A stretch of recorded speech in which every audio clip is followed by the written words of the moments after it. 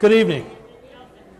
Welcome to the first annual Whiskies of the World in Austin, Texas. This is really cool. Been here 6 days and really feel at home here. It's amazing. There's very little difference we've found between the hospitality here in Texas and in Kentucky. Very southern hospitality, if you will. So anyhow, my name's Dave Schuerich, and thought I'd better give you a little background of myself. If you're going to listen to me for 45 minutes, you ought to know where it's coming from. When I got out of college, I started working for Seagram, which no longer exists, but at the time it was the largest alcohol beverage manufacturer in the world.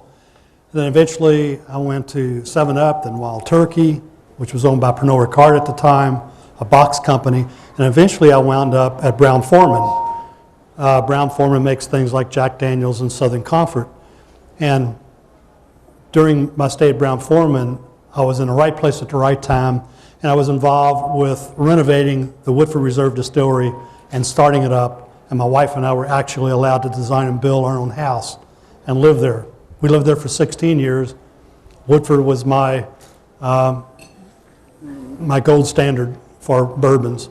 So I retired, and I thought I'd ride off into the sunset, and the folks from Capital Brands, aka Tennessee Spirits Company, asked me to be their master distiller.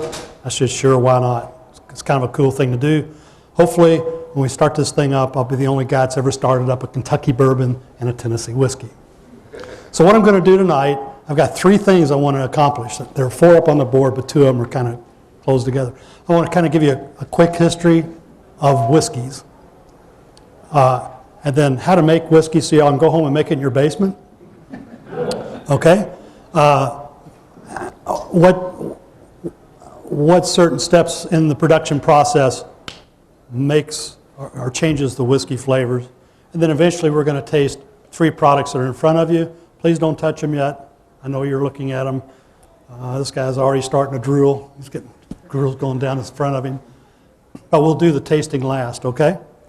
So let me start off with, where did alcohol come from? Well, it comes from Mother Nature, and there's proof that wines and beers were in existence thousands of years before Christ. But we want to talk about whiskey. So eventually, where whiskeys came from, an era actually created an iambic still, and he was distilling off medicines. And he found out that some of the stuff he was distilling off was alcohol. And eventually that evolved and evolved and evolved. We got to the monks. The monks took it to Scotland and Ireland. Now, the word whiskey itself is from a Gaelic term. I can get away from these electronics here.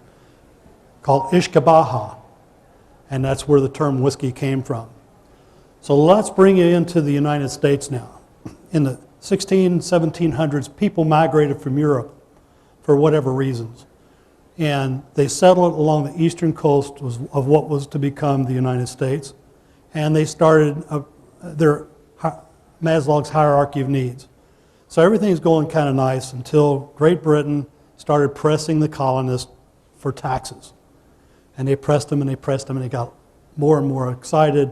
Eventually they had a tea party and declared war, created a constitution and declared war on Great Britain. Eventually, the colonists defeated the British with the help of the French. There was a war debt to be paid, and the new constitution said in order to levy taxes, there had to be a reason, a just reason, and a war debt was a just reason. So the first group they decided to tax were who? Distillers. Why is that? Well, in those days, they had paper script, which may not have been worth the money it was written on. They had coins, which had value, but they were, for the most part, had a bartering system, and the best bartering tool there was alcohol. And the distillers made 2 types of alcohol. One, they either made rum from the sugar cane from the Caribbean, or they made rye whiskey because the Scots and the Irish and the Germans, they were familiar with rye. Remember, they were familiar with corn. Corn was introduced to the Pilgrims by the Indians. So they created a rye whiskey economy. When the new government decided to tax the distiller says, "Phooey on you." They did one of two things. They either rebelled and they tarred and feathered the tax collectors, which we'd like to do that today, or they just said, "We're out of here. We're going to move as far west as we can to the new frontier and be far enough away from the seat of power that you can't collect taxes from us." So the people migrated. They migrated all the way to Kentucky and Tennessee. And they started their planting their crops. Well, rye doesn't grow well in hot, humid areas, so it gets diseased easily. So the first couple of years they struggled. Then they started planting corn, which grows well in hot, humid areas. So here's Tony, right? Tony and I are neighbors back in the 1700s. Tony looks that old. And we grow our crops, and it's October, and I've got more corn than I can eat. So, Tony, would you like to buy some of my corn? Tony looks at me and says, "Dave, you're an idiot. I've got corn too. And this corn's perishable. We've got a problem. We've got a mutual product that we can't sell to each other. It's perishable." So what do? We went back to converting 50 cents worth of grain to $2 worth of alcohol. "Tony, would you like to buy some of my alcohol?" Yes. Tony says, "Dave, you're still an idiot," because he's got the same product again. We've got to get it out of the territory. How do we do that? We put it in barrels, because barrels was a shipping crate of the day. So we put our whiskey in barrels, and we took it up to a place called Limestone, Kentucky, which today is called Maysville. And the reason we took it up there is we followed the buffalo trails. The buffalo trails mowed down everything in their sight, so it was a roadway to a waterway. So we get up to Limestone, Kentucky, and Catherine, right? Catherine is a lady way before her time. She was a riverboat captain. So we consigned our product to Catherine. And on the head of the barrel, there was a label that said, "Point of origin, limestone, Bourbon County, Kentucky," because this limestone was in Bourbon County, and Bourbon County was named after the French family, the Bourbons, who helped the colonists defeat the British. Now, as this whiskey made its way downstream, people started referring to this stuff from Bourbon County, and eventually it just became known as bourbon. So that's where bourbon got its name. Now, Kathleen, even though she was a lady way before her time, she had a problem. As she made her way down the Ohio River to the Missouri, to the Mississippi, all the way down to New Orleans, the nights got long and lonesome, and she decided to get into the whiskey. She took the bung out, took a little whiskey out, put the bung back in. Well, night after night, she did this. And eventually, when she got ready to deliver the whiskey, she realized that she had consumed a little more than she thought she had, so she covered her indiscretion up with rainwater. Now, when it was delivered to the final user opened it up and took the whiskey out and said, "This stuff is really weak." And the word got back to the distiller. The distiller said, "Okay, I'll fix that. I'll put a seal on that bung." You put a seal on the bung. Now when it gets to the consumer, the owner takes the seal off, takes the bung out, takes some whiskey out of the barrel and puts it in a saucer, reaches into his gun belt, pulls out a bullet, breaks the bullet open, and puts some gunpowder into the whiskey, mixes it up, strikes a match, and holds the match up to the whiskey. And if the gunpowder flashed off, it was proof that it hadn't been tampered with. And that's where the term proof comes from. It's an American term. Everybody else in the world refers to it as percent of alcohol by volume. So that was bourbon. So how did Kentucky bourbon and Tennessee whiskey become involved? Well, Tennessee whiskey is a bourbon. And bourbon, by definition, has to be made from at least 51% corn, aged in a new charred white oak barrel for at least 2 years to call it a straight whiskey, distilled at not higher than 160 proof.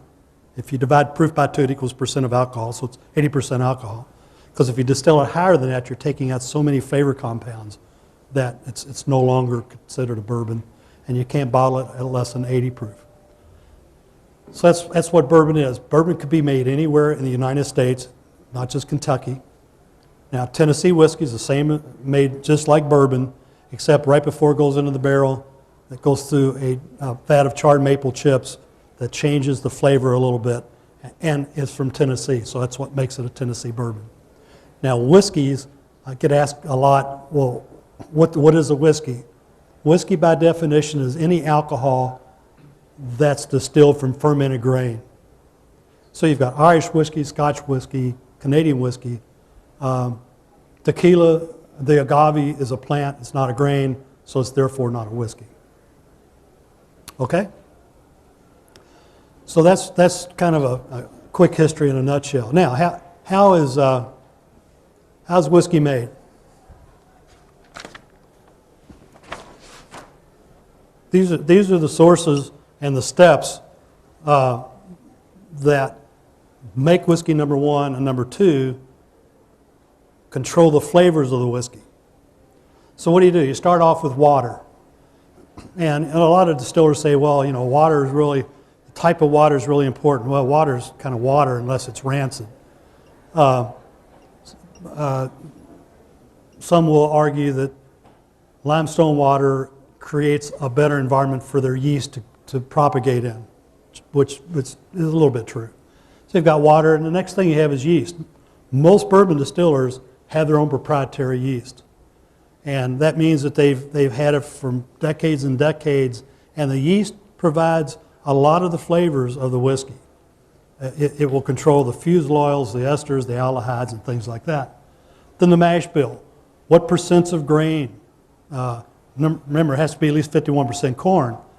So the mash bill, if your mash bill is 72% corn, 18 rye, 10% malted barley, it means it's going to have, corn gives it sweetness, rye gives it spiciness, and the malted barley, which is barley that goes through a malting process that creates enzymes that converts the starches into sugars in the fermentation process. Normally it takes 10% of that to happen. So that's how you control some of your sweetness and your spiciness in a whiskey. Then you get into how it's cooked. Is it cooked in different types of cookers?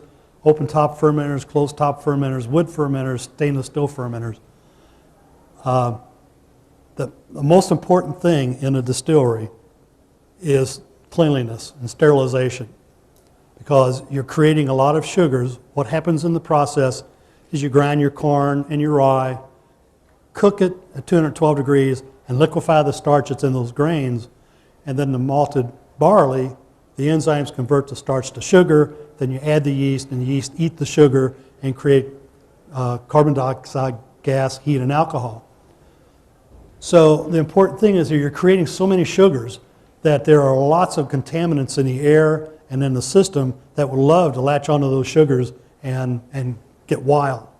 And if that happens, then your whiskey, you're no longer making a consistent whiskey. Prior to the mid-1850s, people made whiskey using the sweet mash method. You've probably all heard of sour mash. Well, before sour mash, there was sweet mash. And what happened with sweet mash is that the distiller in those days didn't understand the cleanliness, the need of cleanliness, so there were a lot of sugars in the system. And when it was sweet mash, the contaminants were more apt to take over. So a distiller in those days would have really good whiskey one week and trash whiskey the next 2 or 3. So people in the mid-1800s discovered that if they put some of the spent mash, which is very acidic, back into the cooking and fermentation process, it adjusted the pH level, the acidity level, and that their proprietary yeast liked those acidic conditions where the natural yeast and molds that are around us right now did not. So the sour mash process became a process that allowed the distiller to make mistakes and still come out with a good product. Okay? So sterilization is important, but in a distillery there are also something called friendly bugs. Friendly bugs are things that you can't get rid of And if you got rid of them, it would change your whiskey. It's kind of indigenous to a distillery. Distillery equipment is a key. Some people use column stills. If you're making lots of whiskey, you use a column still. If you're making small amounts of whiskey, you can use a pot still. A pot still is something you think of that you might find in the hollows of Texas someplace, back with where the guys and gals are making moonshine. West Virginia. Okay. Moonshine, by the way, the whole business, there's so many stories that flow back into the business. Did y'all know that NASCAR whiskey was a precursor? Because the moonshine guys that ran the moonshine Monday through Saturday had better cars than the police. And on Sundays they got together. They didn't run the moonshine because it was on a Sunday, but they got together and started racing each other, and that was the start of NASCAR. So the distillation equipment's important. Where you make the proof cuts when your alcohol is coming over on the stills is important. What you send back for redistillation, what you send forward as keepable product. And then once it's distilled, you want to put it in a barrel. Well, what kind of barrel? The law says it has to be in a new charred oak barrel. But everybody uses white oak because white oak has a real good collection of wood sugars, and Mother Nature has constructed the wood in a way that there's less wicking in white oak than some other types of wood. But once you make the barrel, then you've got two other steps before you put the whiskey in it. You toast it and you char it. And toasting means that it's a radiant heat, takes about 20 to 23 minutes to caramelize the wood sugars. It's actually, you're toasting the wood sugars. And then it goes to the second process where there's an intense heat for about 20 seconds that puts a char coat on top of the toast. So as the whiskey then sits in the warehouse, and what the type of warehouse you have, whether it's a natural warehouse or whether it's artificially heated and cooled, what you want to do is make the whiskeys expand and contract and go in and out of the pores of the wood. And every transaction like that, it pulls all of the color and about 60% of the flavor from the wood. So the wood's very important. Then the aging time, you have to age it at least 2 years to call it a straight whiskey. You have to age it at least 4 years, or else you're required to put an age statement on it. So nobody wants to say, my whiskey was aged 3 years and 6 months. It kind of takes away the ambiance. So most people age bourbons and Tennessee whiskeys at least 4 years. Now, the longer you age a whiskey, the more intricate, the more complex it gets, until a certain point where you start getting too many woodiness and smokiness and tannic characteristics. But that depends on if the barrel's in a cold spot of a warehouse or a warm spot of a warehouse. So there are all these things going on to make the whiskey that you enjoy, whatever brand, the way it is. Then the last thing is polishing. In the distillation process, these congeners come across: fuselols, esters, aldehydes, aromatics, and acids. One of the acids that comes across is a fatty acid. And a fatty acid, if it's left in high concentrations and the whiskey's bottled and it goes through a cold climate and back to room temperature, the fatty acids have a tendency to gel and make the whiskey look cloudy. And we're all consumers here. What happens when you walk up to your favorite product and it just doesn't look right? You're going to go to the competitor. So all whiskey folks polish the whiskey in one of two ways. You either artificially chill it and make those fatty acids gel and then filter them out, or you add carbon and the carbon seeks out the fatty acids. Then when you filter the carbon out, the fatty acids come with it. This chill filtration is a little less demanding, it's more sensitive. That's what we do with jailers. Okay, so how am I doing on time? I'm doing pretty well. Now it comes the hard part. Now we have to judge the whiskeys. Okay? So if you remove the napkins, you've got three products in front of you. The one on your left is Jailers. Is Jailers whiskey. Now, Jailers whiskey, people ask, well, where's your distillery at? You know, being upfront with you, we don't have a distillery yet. We source this from a third party. We do that because getting into the brown goods business, the entry barrier is extremely high. Think about it. Even if you're going to if you're going to be a micro distiller, by the time you buy your equipment, you've got $500,000 invested, even, you know, with a small distillery. So you distill it and you buy a barrel. A barrel these days is about $120 to $140. And you put the whiskey in the barrel and you put it in a warehouse. And you'll let it alone. Well, the next year you do the same thing. You invest in steam and grain and labor. You make your whiskey, put it in a barrel, put it in a warehouse. Well, you do this for 4 years, at least 4 years. And you don't know how that whiskey's going to taste as it ages, and you don't know how the public's going to accept it when it gets into the market. So you've got a major investment going on. So the trick to getting into the brown goods business is to find someone that has established product that fits your flavor profile that you're looking for, and procure that whiskey from them as you're building a distillery and making your own. So we plan to build a distillery in Pulaski, Tennessee, which is near Huntsville, Alabama. It's near the Tennessee-Alabama line. So this is a Tennessee whiskey. It's made in Tennessee. It's made with over 80% corn, which means that it's going to be sweet. Corn gives a product sweetness, rye gives it spiciness. So with 80% corn, rule of thumb is it takes 10% malted barley to convert starches, sugars to alcohol.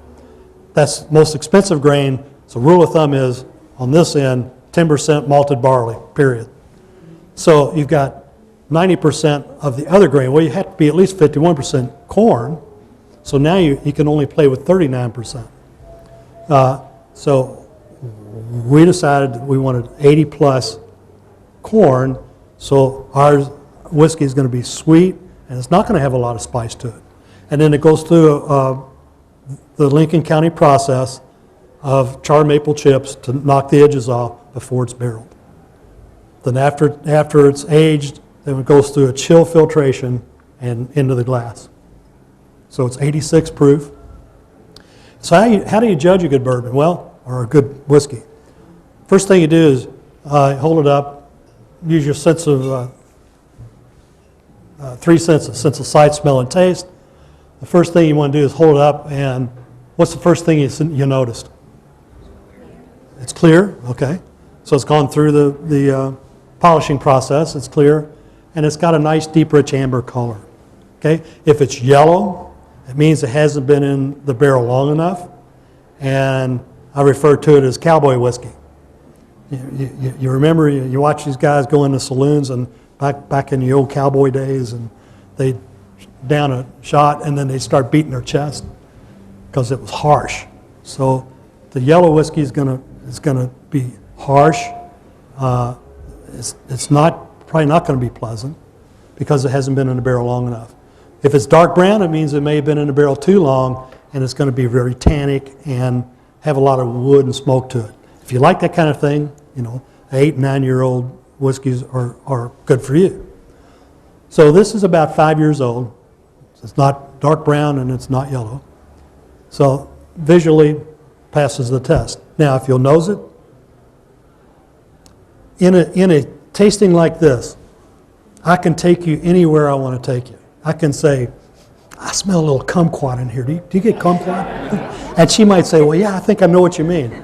So it's better, instead of me telling you what you're going to get out of this, I'd prefer for you all to kind of voice your opinion. And there are no wrong answers because there are 150 to 200 different descriptors that people can glean from different whiskeys. So you are here because you're whiskey aficionados. You've got to have some sensibility here. Definitely smells sweet. Smells sweet? Caramel? Very good.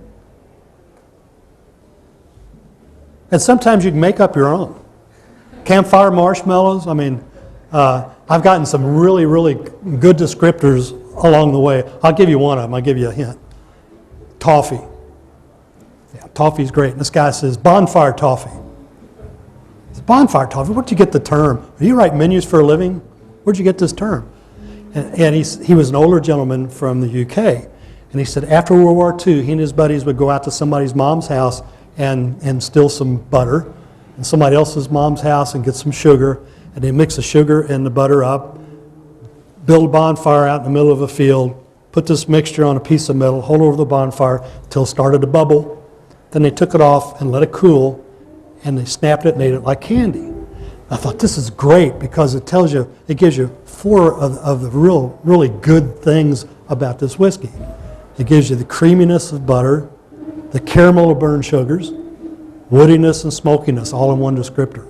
And it's a good way to remember that kind of thing. Anybody else want to venture a comment? No? Okay, well, let's go ahead and taste it. And by tasting it, just let a little bit roll from the tip of your tongue to the back of your mouth. Kind of know there's a little bit of spice in it. Where's the spice at? Because different whiskeys, it's crazy, but different whiskeys can put the spice on the tip of your tongue, under your tongue, on the back of your mouth, on your lips, or none at all. Whiskeys just have a tendency to do that. About 8% rye. 8? Yeah. So any comments? I haven't put you all to sleep, have I? Good caramel. Thank you. Now you're also looking for mouthfeel. So have a big mouthfeel. So when you do this all the time, you'll taste it, and the sensation will stop right here. It doesn't have a finish, or the finish is sour, or is it a pleasant finish? Is it a long finish? Does it have a nice mouthfeel? Those are things you want to ask when you're judging a good whiskey. Anybody else? It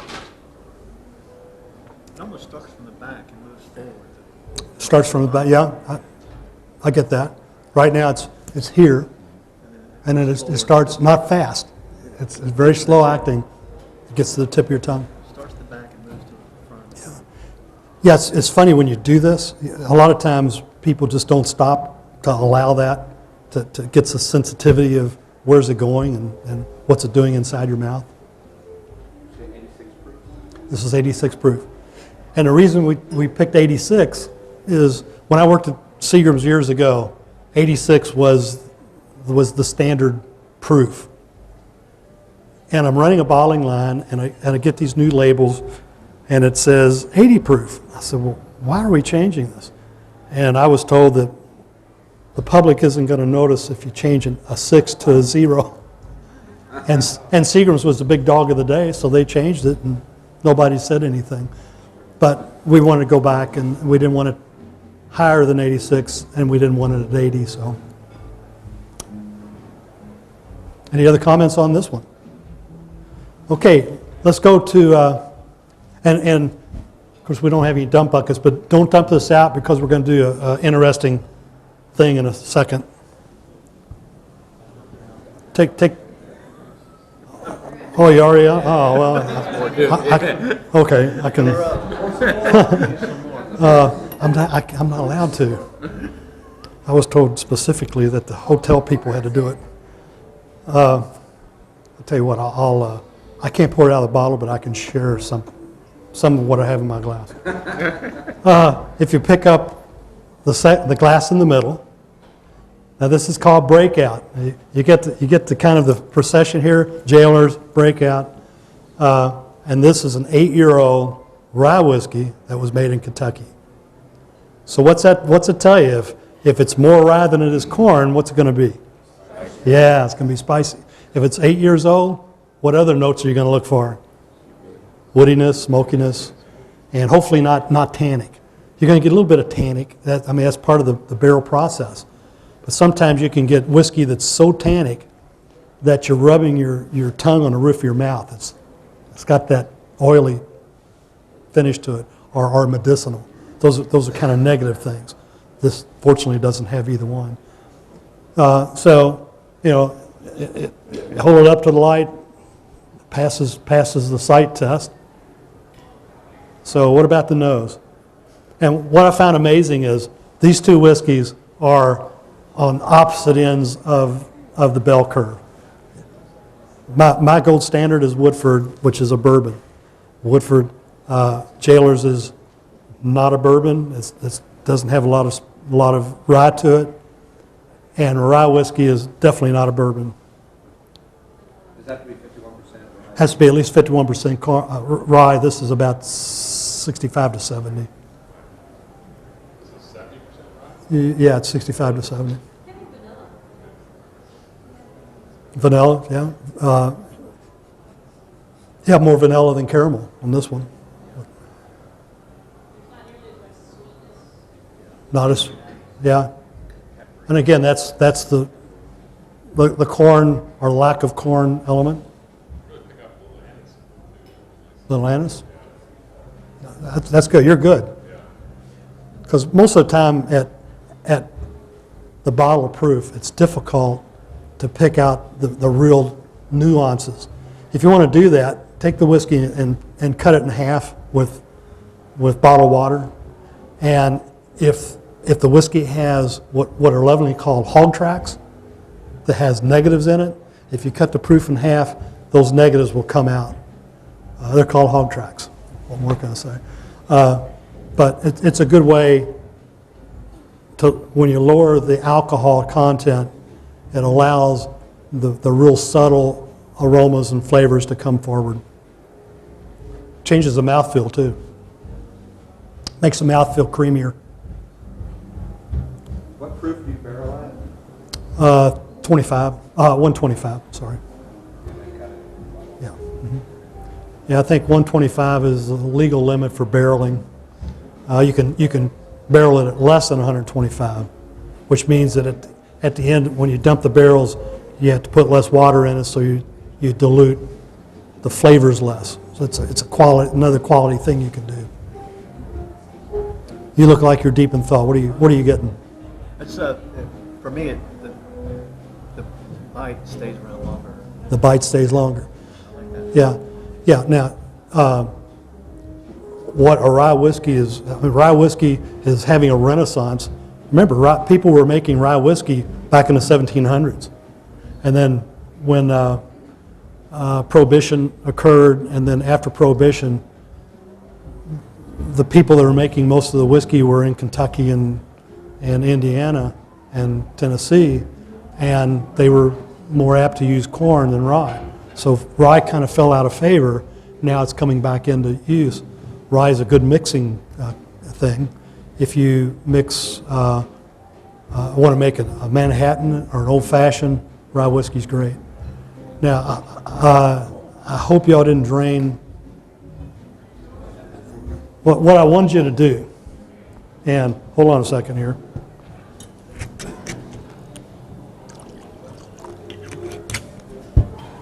So I'm not allowed to pour it out of the bottle, but There you go. okay, what I want you to do is if you have some in your glass, mix the two together.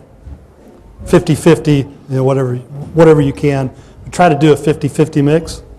And the really crazy thing here, and I've sat at tables sampling barrels for longer than I can imagine, and normally when you put two barrels together, they don't complement each other.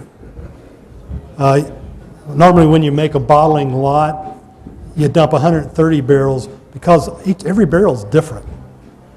So what I found amazing is I was at my house one time after I got samples to decide whether I was going to get involved with Tennessee Spirits or not, and I liked both products, and because I used to do this with barrels, I thought, I wonder how they taste together, and I put them together, and it became bourbon-esque. I don't know if you've tasted it yet or not. But it's a very unusual thing to put two whiskeys together. Normally 1 + 1 = 1.5. But putting these two together, 1 plus 1 equals 15 for some reason. It's really unique. All right, any questions on those two? Because now we're going to, okay. Question, you talked about the 86% alcohol proof. Mm-hmm. How much does the alcohol content influence the taste and the flavors? Like, Oh, okay. Is there a sweet, like you say 86 is kind of your sweet spot? Can you make a 60? Yeah. Question is, when you selected 86, how does that influence the flavor? The flavor, and the higher the proof, normally the hotter the whiskey, because the alcohol fumes.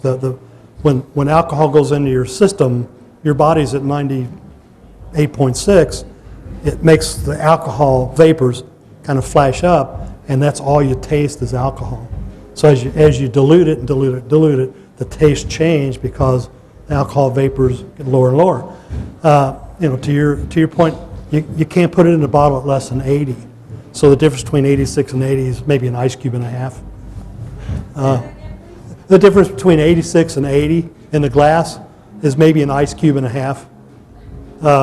If you want it at 86, you can't take an 80 proof and get it up to 86 or 90 or whatever. So 86 was just a proof that we decided we wanted to bottle at. Okay, I've only got about 2 minutes left, right? So the next thing I want you to do is after we did the 2 whiskey things, we decided to make a cream. This is an American whiskey cream. It's called Forbidden Secret. And it's made with Wisconsin cream, Jailers, Tennessee whiskey, dark chocolate, and coffee mocha. And please taste it. Tell me what you think.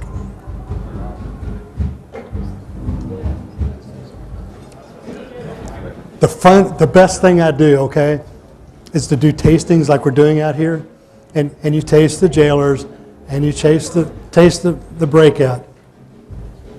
But when you taste this stuff, it's like, whoa, why don't you give me this first?